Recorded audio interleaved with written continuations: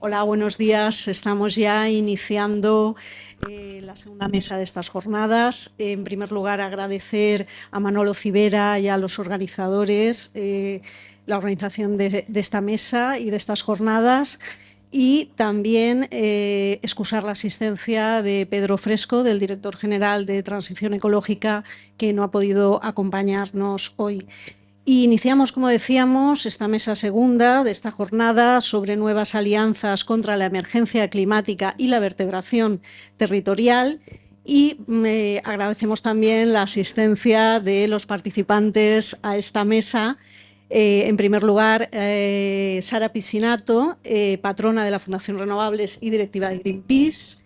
Rafael Mossi, coordinador de gestión de proyectos de la Cámara de Valencia. Isabel Jiménez, directora de la Fundación de Estudios Bursátiles y Financieros, y también Juan Luis del Pozo, director de Sostenibilidad Corporativa de Global Omnium. Y bueno, empezamos esta mesa después de las dos mesas que nos han precedido, lanzándoos una pregunta en relación a cuáles son vuestras propuestas, vuestras líneas de trabajo y cómo vais construyendo en vuestro día a día esas alianzas y esas estrategias que nos están revelando la necesidad de repensar el territorio, no solo por la crisis climática, sino también por esta otra que nos ha sobrevenido, que es la crisis energética que estamos viviendo. Y bueno, os doy a vosotros en primer lugar la palabra, a Sara Piscinato, para que nos cuente un poco esas estrategias, esas alianzas, cómo estás viendo toda esa necesidad de repensar el territorio. Muchas gracias. Me sumo al agradecimiento por la organización de esta jornada, que me está resultando muy interesante. Alianzas, probablemente es una de las grandes palabras junto con corresponsabilidad. El hecho es que estamos en una situación en la cual la ventana de oportunidad climática se está cerrando, las emisiones no bajan a la velocidad que tendrían que bajar y los impactos ya lo estamos viendo. Pero al mismo tiempo tenemos crisis económicas que están, junto con los impactos de la crisis climática, se están impactando sobre los niveles y los estratos más vulnerables de la sociedad, reduciendo su capacidad para poder realmente ser resilientes a todos los cambios que están viniendo. Es decir, que no hay solamente una crisis climática, hay una crisis climática, una económica, otra energética, y las tres inciden sobre las mismas personas, que somos nosotros, pero en especial sobre las más vulnerables. Por lo tanto, es evidente que si queremos seguir adelante con unos cambios que son radicales en la economía, en la forma en la que pensamos nuestro futuro, cuáles son las opciones de futuros que tenemos para nosotros, para los jóvenes, etcétera, e incluso para nuestras propias opciones de supervivencia, es evidente que esto no se puede hacer de forma individual. Por lo tanto, hay que repensar el individualismo extremo en el que la sociedad se ha metido en estas últimas décadas, y por otro lado, no se puede hacer desde solo una disciplina. Lo hemos hablado muchas veces hoy a nivel científico, pero yo estoy hablando a nivel social. No se puede hacer solamente desde la sociedad civil, no se puede hacer solamente desde las administraciones públicas, no se puede hacer solamente desde los intereses empresariales. Tiene que haber un pacto social para la transición ecológica a la que nos estamos enfrentando. ¿Cuál es la clave? La clave es que el baremo sobre el que tenemos que basar este pacto ya no es el lucro, es el interés común. Y aquí yo creo que tenemos mucho que hacer, muchísimo que hacer. Podemos utilizar herramientas de mercado, podemos hacerlo, pero el objetivo final no puede ser solo sacar más dinero, sino asegurar la supervivencia de nuestro planeta, porque no hay dinero que nos sirva en un planeta muerto, en zonas en las cuales no puedan volar ni las moscas. Y esto no son simplemente cosas apocalípticas de una película, sino que estamos viendo que son proyecciones de científicos. Entonces, alianzas hay muchas posibles, pero fundamentalmente necesitamos alianza entre las administraciones públicas en todos los niveles para poder determinar cuáles son las barreras y poderlas eliminar y ser muchísimo más activas. La administración pública, en nuestra visión, tiene un rol muchísimo más activo y proactivo y relevante en esta nueva sociedad de la transición ecológica, que había dejado las soluciones económicas, tecnológicas y sociales en manos del mercado, que ha fallado solito. Entonces, la administración pública tiene que volver a tener esa sensación de volvemos a estar como en la reconstrucción post-Segunda Guerra Mundial. En España no lo habéis vivido, yo soy italiana y en nuestro país sí lo hemos vivido. Y el rol de la administración pública ahí fue muy fuerte. Y de hecho, las empresas energéticas de aquel momento eran públicas porque había que reconstruir Europa, su sistema energético, etc. Y la única que podía tener esa capacidad era la administración pública, no las empresas privadas. Luego, cuando ya estaba construido, organizado, etcétera, entró la empresa privada para poderlo gestionar, etcétera, etcétera, bajo otra perspectiva que no era el de servicio público, sino el de maximización de beneficio, minimización de coste. Pues igual tenemos que superar esa perspectiva de maximización de beneficio y minimización de coste e ir a maximización de beneficio social, económico y ambiental. Otra alianza fundamental, bueno, las tres patas, social, ambiental y económica, evidentemente, bajo el prisma que os estaba comentando, ¿no? En el sentido de que, bueno, no solo somos consumidores, somos ciudadanas sobre todo, y la relación con las empresas y las administraciones públicas no es solamente de recibo, sino tiene que ser mucho más proactiva. Nos hemos acostumbrado como ciudadanía a ser consumidoras, pues se siente, ha vuelto a la época de la ciudadanía y de tener mucho más control, mucho más, digamos así, participación directa en muchas más cosas. A nivel local hay muchas actividades que pueden visibilizar esto. Por ejemplo, una comunidad energética promovida, por ejemplo, por el ayuntamiento, pero participada por la ciudadanía, objetivos establecidos por la ciudadanía, pero la empresa participa para poder aportar la parte técnica, la parte más ingenieril, etcétera, etcétera. Son sinergias que se pueden dar y que no son necesariamente dejadas solamente de la mano de una de las tres patas, ¿no? Y otra alianza muy importante, yo creo, son alianzas internacionales. No reinventemos la rueda. Hay gente que está haciendo transición ecológica en todo el mundo. Pues no volvamos a reinventar la rueda en todos los lugares en los cuales lo estamos haciendo. Aprendamos entre nosotros. Podemos aprender de experiencias de comunidades energéticas, de autoconsumo compartido, a nivel normativo, a nivel práctico, a nivel de cómo se hace la gestión humana de todas estas cuestiones en muchas partes del planeta. Por lo tanto, alianzas de estos elementos son fundamentales. Y luego hay otra alianza, que para mí es probablemente la segunda más clave, que es la de lo rural y lo urbano. Y la parte energética probablemente es la más interesante, porque lo hemos visto, la mayoría de municipios urbanos son agujeros negros energéticos y muchos municipios rurales son fijadores netos. No solamente son fijadores netos, sino tienen espacio para poder instalar incluso energías renovables y tal. ¿Qué significa esto? ¿Significa que las ciudades tienen que externalizar al mundo rural todas sus necesidades energéticas? No. Aquí vuelve la parte corresponsabilidad. Necesitamos a que los municipios se miren, vean dónde gastan la energía, cuánta pueden ahorrar, cuánta realmente necesitan y cubrirla con energías renovables. Y las energías renovables han entrado para poder entrar en nuestra vida, en nuestra casa, en nuestro colegio. Son pequeñas, son modulares, pueden entrar en cualquier espacio y son seguras desde ese punto de vista. No hay una central nuclear que necesita unos sistemas de seguridad y de distancias muy grandes. Entonces, las ciudades tienen la capacidad, mucho más de la que creen, para instalar muchas más energías renovables para poder cubrir sus propias necesidades. Obviamente, solarizar los tejados, pero también energía eólica, aunque sea de pequeña escala, y por qué no utilizar la energía hidráulica de todas las partes de depuración de las aguas, de alcantarillado, geotérmica, biomasa en algunos casos, sobre todo biogás por la parte de gestión de los residuos.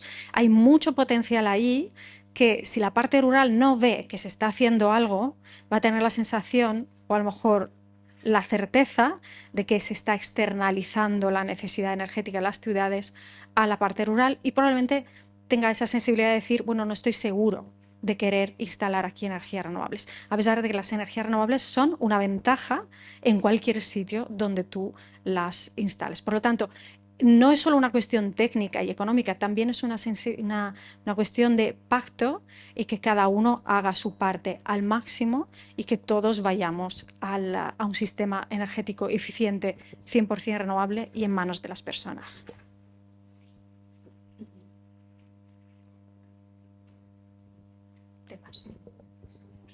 Gracias. Buenos días. Me presento para aquellos de ustedes que no conocen la Fundación de Estudios Bursátiles y Financieros. Nacimos en el año 90 con el objetivo de mejorar la educación financiera, y es verdad que desde entonces ha avanzado mucho el desarrollo tanto formativo como de investigación de la Fundación, con un mayor compromiso con las finanzas sostenibles. Destacar, por ejemplo, que en 2015 nos encargó el Ayuntamiento de Valencia y Caixa Popular un estudio de los vectores estratégicos de la ciudad de Valencia para 2050. Uno de los vectores estratégicos era el desarrollo del ecosistema de emprendedores y startups, y otro era el desarrollo de las finanzas sostenibles. Lo pongo como ejemplo de alianza público-privada y como ejemplo de investigación de largo plazo. Además de ello, desde la Consellería de Economía Sostenible nos han encargado un diccionario de sostenibilidad, porque muchas veces es un vocabulario complejo, un vocabulario que desde las pymes no se aterriza, y hace mucha falta que ese vocabulario se entienda desde las empresas, sobre todo teniendo en cuenta que la mayoría de las empresas españolas son micropymes con menos de 10 trabajadores. Además de ello, destacar la parte de divulgación, la parte de formación, dar la enhorabuena a todos los organizadores de la jornada de hoy, porque hace mucha falta que haya jornadas de divulgación. A nosotros nos llaman pymes que no saben cómo afrontar proyectos sostenibles, y nos visita, por ejemplo, el Banco Europeo de Inversiones diciéndonos que la parte de financiación verde se queda desierta porque no llegan proyectos verdes desde España, y necesitan proyectos verdes, más proyectos desde empresas españolas, y hemos presentado al Banco Europeo de Inversiones financiaciones e inversiones desde aquí, y hemos puesto en contacto el dinero con las empresas, porque muchas veces hacen falta esos canales. A ese respecto, el tema de divulgación, en la parte de educación financiera de la Fundación, destacar de forma muy resumida, por ejemplo, hacemos programas en los institutos de fomento de la economía circular y pautas de consumo sostenible y de fomento del ahorro, porque hablamos mucho del consumo en la sociedad en la que estamos, pero no se habla del ahorro, ¿no? Y muchas veces con los niños descubres, bueno, pues toda esa importancia de la divulgación con niños, que hemos hablado muchas veces con EMPAR y con su equipo, que además son plenamente conscientes. También tenemos un curso en verano para universitarios de finanzas sostenibles, porque muchas veces los ciudadanos piensan que no tienen nada que hacer en este mundo, que ellos es lo que les dicen desde el sector público, y a veces hay una parte de ignorancia de todos estos temas y otra parte de derrotismo, ¿no? De que los ciudadanos como que se ven ajenos, ¿no? Y entonces a ese respecto, bueno, pues tenemos jornadas de buenas prácticas, jornadas de masterclass de las empresas que lo hacen bien. Les sorprendería conocer, y EMPAR lo sabe, hay empresas aquí en la Comunidad Valenciana que lo están haciendo de maravilla, pymes que han emitido bonos verdes, se pueden emitir bonos verdes desde pymes, y no es un tema que solo hace Endesa o que solo hace Iberdrola, y lo hemos contado desde la Fundación. Y además de ello, en 2020 vimos que el sector financiero pues realmente tenía que ponerse también las pilas, se lo han dicho desde Basilea, se lo han dicho desde el Banco Central Europeo, y además aligeran su balance, de manera que muchas veces la financiación verde de las pymes no solo no es más cara, sino que es más barata, porque hay un premium desde las entidades financieras, porque quieren aligerar su balance en la contabilidad europea y les interesa tener proyectos sostenibles en sus carteras. Y además de ello, dentro de estas alianzas público-privadas, colaboramos con el portal de sostenibilidad de Cámara Valencia, que me acompaña Rafa en la mesa. Hay documentos de investigación, por ejemplo, de hidrógeno, colgados en el portal de sostenibilidad de Cámara Valencia, Valencia, participamos en los webinars que nos invitan para hablar de las finanzas sostenibles, para contar ejemplos reales de pymes de la Comunidad Valenciana que están financiando proyectos sostenibles. Y no es tan difícil, es un tema de approach, es un tema de colaboración, por supuesto, público-privada, y es el ODS 17. Recordemos que el ODS 17 es las alianzas y que desde luego o estamos todos o no estamos ninguno, como estaba comentando la persona que me ha antecedido en la palabra. Y realmente, bueno, pues yo creo que es un tema de divulgar, de formar, de informarse. Les invito a que visiten la web de la Fundación de Estudios Bursátiles y Financieros. Hay un montón de recursos gratuitos y vídeos y documentos, lo digo porque se animen, nos visiten. Y cualquier pregunta, cualquier consulta sobre financiación, tanto del Banco Europeo de Inversiones como del ICO, nos lo pueden decir y les ayudaremos. Muchas gracias. Vale, pasamos a Rafael Mosi. Adelante. Bueno, buenos días a todos los que estáis aquí y a los que también estáis un poquito más lejos. Y nada, agradecer a los organizadores la posibilidad también de expresaros un poco qué hace la Cámara para en estas alianzas, en este fomento de las alianzas público-privadas, pues cómo lo podemos llevar a cabo, sobre todo en esta vertebración, en este traspaso, a veces un poco de ósmosis inversa, entre, tal y como nos ha comentado antes el profesor Oliver, pues parece que nos hayan dividido por la mitad, y no digo que los de la derecha a la izquierda, sino los que están en un lado y en otro, ¿no? Sino que yo creo que es muy importante, la Cámara de Valencia tiene una visión provincial de toda la provincia, ¿no? Y ya nuestro presidente desde el primer día nos dijo, eso de hacer todo en Valencia capital, olvidaros. Hay que salir fuera, hay que salir a todo el territorio, porque a fin de cuentas todos estamos en el mismo barco, ¿eh? Ya no digo solamente la Comunidad Valenciana, España, Europa, etcétera, ¿no? Pero por aquello de que estamos en nuestro entorno, ¿no? Y es verdad que hay muchísimas oportunidades.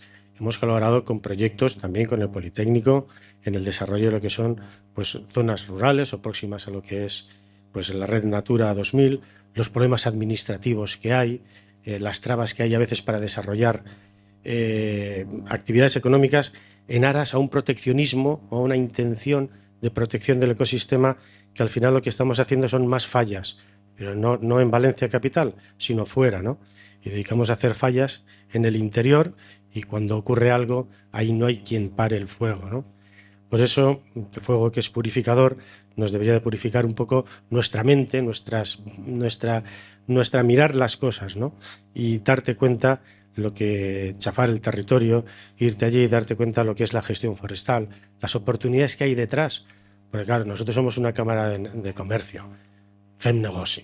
O sea, nosotros nuestra misión es fomentarlo. En fin, al margen de que está muy bien respetar el ecosistema, como no, pero nosotros queremos, porque pensamos que podemos generar un triángulo equilátero maravilloso, ¿no? Casi, no sé, iba a decir místico, pero la idea de donde haya un desarrollo económico, social, respetando nuestro entorno, nuestro medio ambiente. Y lo podemos conseguir porque también nos damos cuenta que cuando miramos un poco más hacia afuera, aquellas empresas que quieren exportar, que animamos, que hay miles de empresas en la Comunidad Valenciana, en la provincia de Valencia que están exportando, pero resulta que también hay muchos mercados que le están preguntando, que le están demandando, oiga, ¿usted qué hace con su CO2? Porque él no sabe qué es eso del CO2 o qué es eso de la huella de carbono o de la compensación o de su memoria de sostenibilidad o qué es lo que está haciendo en determinadas actuaciones, ¿no? Pues bien, nosotros de la Cámara intentamos, ya os digo, seguro que os llegan, nos tenéis en spam con toda seguridad, porque ahí decid que sí, no digáis que no, porque os enviamos webinars, reuniones, talleres, traemos fondos europeos para que daros el 50% hasta los 7.000 primeros euros en actuaciones concretas que técnicos, que universidades, que centros tecnológicos han dicho que tienes que ir por ahí, actuaciones concretas, ¿no? En ello estamos ahora también con una oficina de sostenibilidad para la provincia de Valencia, con la Diputación de Valencia, donde nos vamos a aproximar más. Estamos ya empezando con algunos municipios piloto, donde vamos a ir incluso físicamente, nos vamos a acercar, vamos a ir a áreas industriales, a polígonos industriales, a empresas concretos, a necesidades de a lo mejor, fijaos que cosa tan sencilla como alinear todo tu presupuesto con los ODS. Y decir, no, mire, porque a veces uno se sorprende con ver los ODS y no sabes ni, bueno, más o menos esto del agua, sí que lo sabes más o menos, pero a veces no sabes encajar, ¿no?, tu presupuesto y dónde estás poniendo los cacahuetes con los ODS, ¿no?, cómo se están alineados. Les ayudamos también en ello, ¿no? Y luego tenemos un portal de sostenibilidad, donde, para no cansar demasiado, pues ahí tenemos este portal Negocios Sostenibles, como no, pues lo que hacemos es dar toda una parte informativa, y otra parte también de poder, hacemos un poco de Celestina en esta alianza público-privada, donde pues oye, tienes un problema, tienes una necesidad de una empresa, pues le adjuntamos unas soluciones que dan también a otra empresa, ¿no? Y entonces, de alguna manera, intentamos que haya un casamiento bien, que la cosa vaya bien, que sean muy felices y tengan muchos hijos, que nos hace falta también población. Hay que animar que si no se despuebla lo de fuera y también lo de que estamos más cercanos a la costa. Y nada, muchísimas gracias y animaros a seguir haciendo negocio, porque esto de la sostenibilidad es un negocio verde, es un negocio saludable, es un negocio que nos puede ayudar a todos a crecer realmente, y más que crecer, a desarrollarnos, que es a fin de cuentas lo más interesante. Pasamos a la siguiente persona que forma parte de la mesa, Juan Luis del Pozo. Adelante. Bueno, pues yo voy a crear un poquito más de polémica, porque he ido cambiando el mensaje a vista que he estado viendo un poco la magnífica ponencia que ha dado ante el profesor Oliver, pero al final no voy a ser sospechoso de lo que va a aparecer, por una sencilla razón, porque soy miembro, como Javi, de las Cumbres del Clima, participamos en las Cumbres del Clima, defendemos todo lo que estamos hablando aquí, pero hay un momento en la conversación que yo venía hoy a hablar del gran problema o la gran orientación que nos estamos equivocando en el mensaje, que es la adaptación. Nos estamos equivocando porque un gran problema que tenemos, no lo estamos viendo, no es ya el reto demográfico, la fijación de población, sino que estamos centrando la población en determinadas ciudades porque la gente se está abandonando determinados, digamos, zonas muy necesarias para todo lo que estamos hablando, porque no existen los recursos naturales y no existe la capacidad para, digamos, proteger esa calidad de vida. Bueno, pues al final, en las Cumbres del Clima, aparte de muchísimas discusiones que tenemos, ¿vale?, y el año pasado el primer principio de la Cumbre de Glasgow fue: hay que reforzar la credibilidad de los anuncios, que lo que se dijo de forma, digamos, muy elegante era: señores, ya está bien de hacer greenwashing, ya está bien de seguir todo el mundo diciendo que somos todos muy buenos, pero luego no somos tan buenos. El mundo sigue teniendo muchos problemas. Pero al final hay un último mensaje, y es lo que nosotros estamos, de alguna forma, como Aguas de Valencia, promoviendo. Señores, por favor, dejemos de hacer actuaciones que no generen riqueza en el entorno. ¿Por qué? Porque esto lo tiene que pagar alguien. Y para no entrar en polémica de si lo pagan las empresas privadas o lo paga la actividad económica. Si no hay actividad económica, no se va a pagar. Y necesitamos que exista actividad económica. Y el primero que lo ha entendido y el que está manejando esto muy bien a nivel mundial es la Unión Europea. La Unión Europea ha promulgado la taxonomía verde europea, que significa única y exclusivamente que ha elaborado un escandallo de actividades que la palanca para que hagan esa transición y vayamos a esa evaluación de riesgos de transición a la economía neutra en carbono es sencillamente que tú no vas a ser elegible para financiación europea, para financiación privada. Los bancos ya no prestan dinero a actividades que no están directamente ya relacionadas con la neutralidad en carbono, porque sencillamente hay entidades bancarias, para no decir el nombre, que tienen financiación blanda del Banco Central Europeo 2 puntos por debajo de si tú no has hecho nada, no te dan esa financiación, porque te tienen que dar con unos indicadores que tú tienes que cumplir.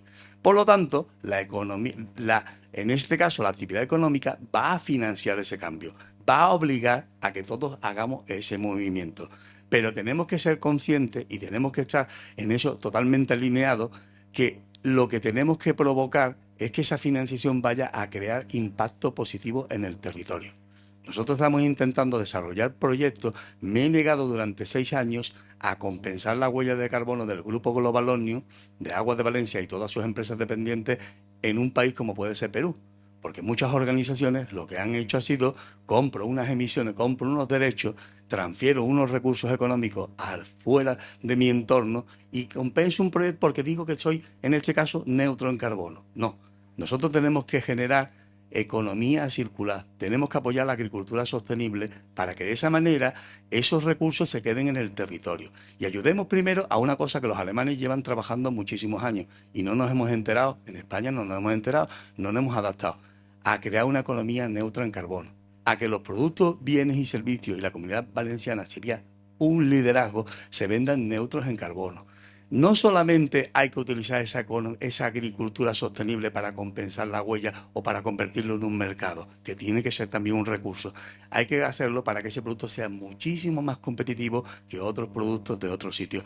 Los alemanes, si no hubiese sido por todas las dos últimas desgracias que llevamos, lo que ha sido la pandemia y lo que ha sido la guerra de Ucrania, ya hubiesen implantado en Europa la economía neutra en carbono y productos mucho más, porque han establecido una fiscalidad verde al producto que no sea neutro en carbono.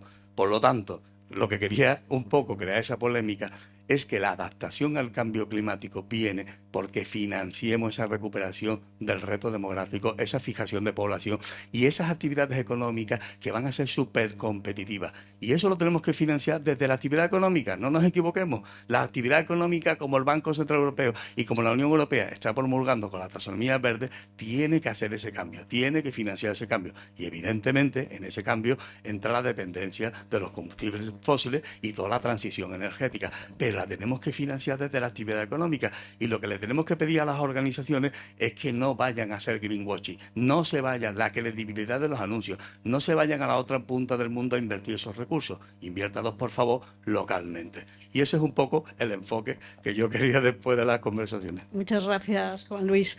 Bueno, pues la idea de esas alianzas resulta un concepto clave tanto para la transición energética como también para la transición ecológica. Y bueno, yo creo que ahora, al hilo de lo que vuestros compañeros han expuesto y tal, si queréis hacer alguna puntualización o alguna cosa que queráis concretar, pues tenéis la oportunidad de hacerlo. Sí, mira, ya que tengo el micrófono, Sí, aprovecho. sí.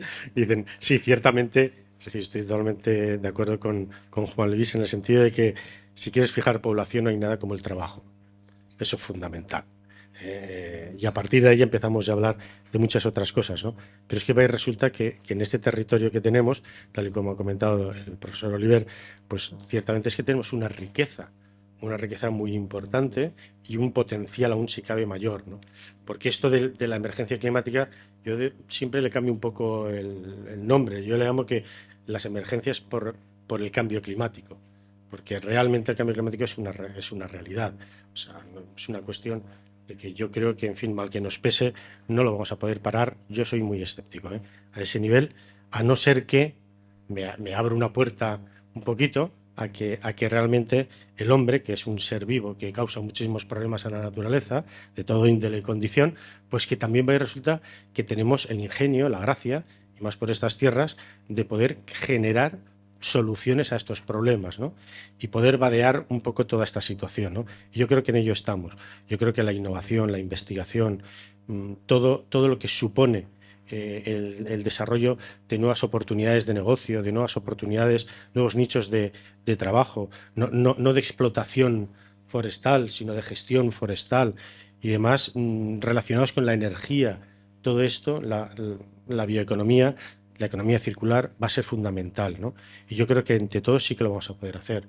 Nosotros en estas alianzas público-privadas la privada la tenemos por definición y la pública también, porque ciertamente, es decir, pues nosotros con el IOACE, con la Generalitat, con las consellerías, distintas consellerías entre economía sostenible, pues indudablemente conveniamos, trabajamos, articulamos determinadas políticas que van enfocadas hacia esto, ¿no? Hacia que realmente esta emergencia de muchas cosas, emergencia climática, emergencia social, etcétera, de salud, etcétera, pues realmente lo podamos capotear y entre todos sacar cosas buenas que también seguro que lo vamos a poder hacer. Muchas gracias. Sí, yo creo que lo han comentado mis compañeros, somos una generación de frontera. En los libros clásicos nos decían que las generaciones de frontera vivían un cambio de época. Pensemos después de la Revolución Francesa, después de la Segunda Guerra Mundial, que lo habéis citado antes. Pues somos la primera generación que somos conscientes del cambio climático y la primera generación que está haciendo algo a favor de evitar ese cambio climático, ¿no? Los ODS, si los leemos, nos hablan de la importancia de conseguir un mundo mejor entre todos, sin dejar a nadie atrás. Al final, dentro de la definición de los ODS está la propia definición de las alianzas público-privadas. Y sí que es cierto que Europa tiene el liderazgo a este respecto y bueno, pues se ha hablado de la taxonomía europea, pero bueno, además hay reglamentos y sentamos las bases en muchos precedentes a escala internacional. Es importante que los ciudadanos europeos se sientan protagonistas, que en esa divulgación los incluyamos y se incluyan también las empresas, que lo sientan desde dentro del modelo de negocio de las empresas.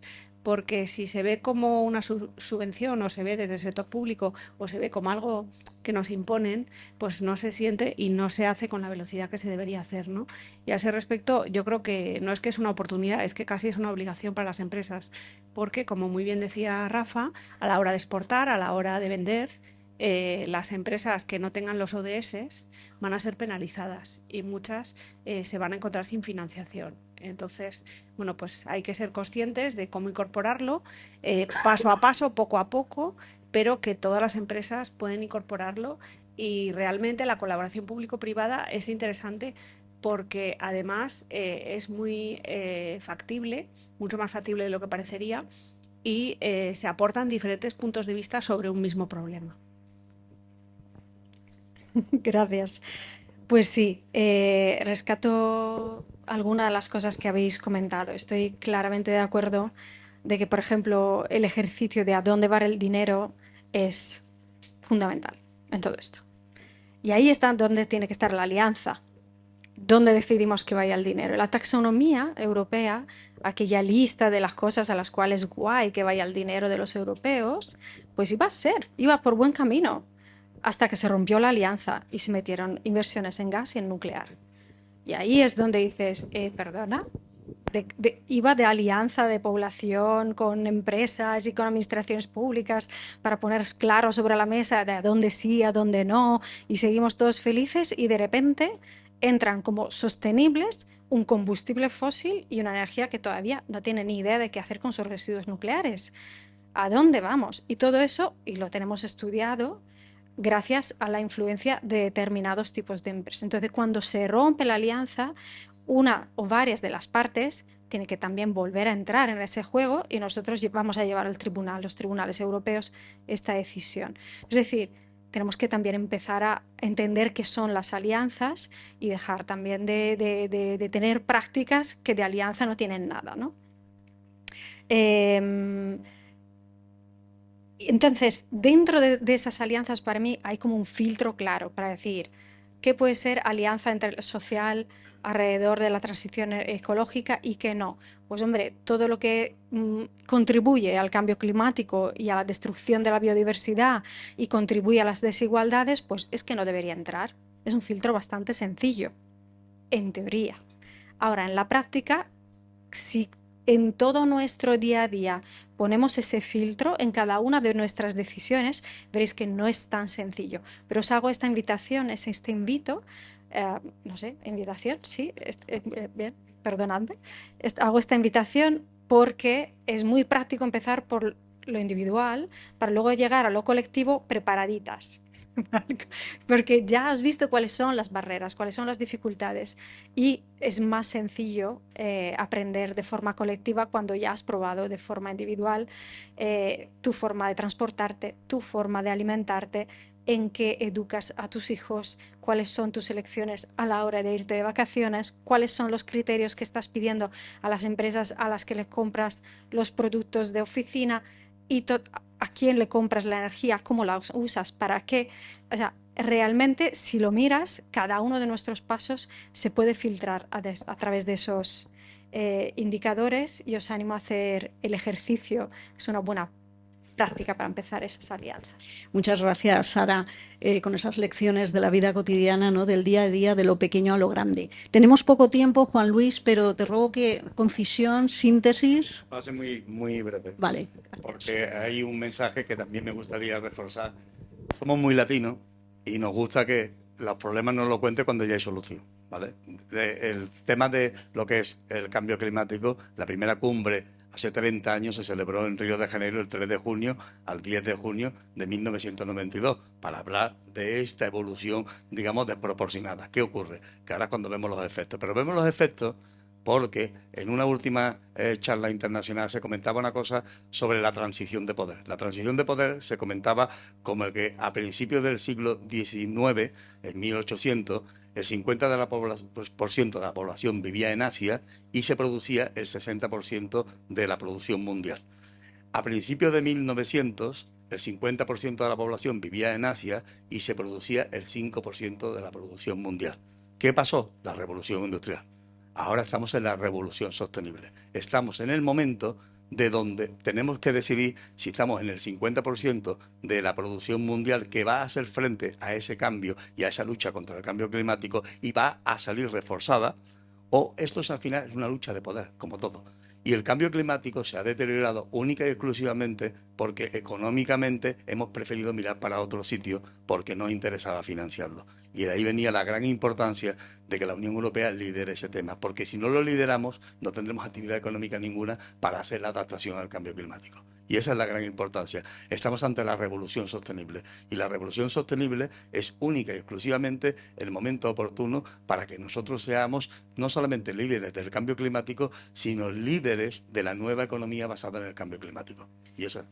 Muchas gracias, Juan Luis. Bueno, nos quedamos con esa idea de pacto social, de...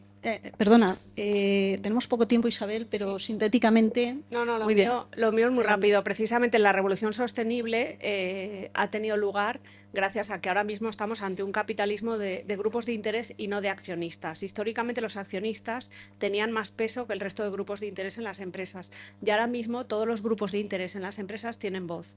Y precisamente todos esos grupos de interés hacen una alianza y desde el propósito, desde el compromiso social, es como las empresas son competitivas. Muchas gracias, Isabel. Bueno, pues ya para cerrar, simplemente se ha puesto aquí sobre la mesa el papel de las administraciones públicas. Creo que ese papel, estamos en una época de transformación. Las administraciones en esos momentos siempre tienen un papel relevante. Se ha demostrado con el Plan de Recuperación de la Unión Europea post-pandemia.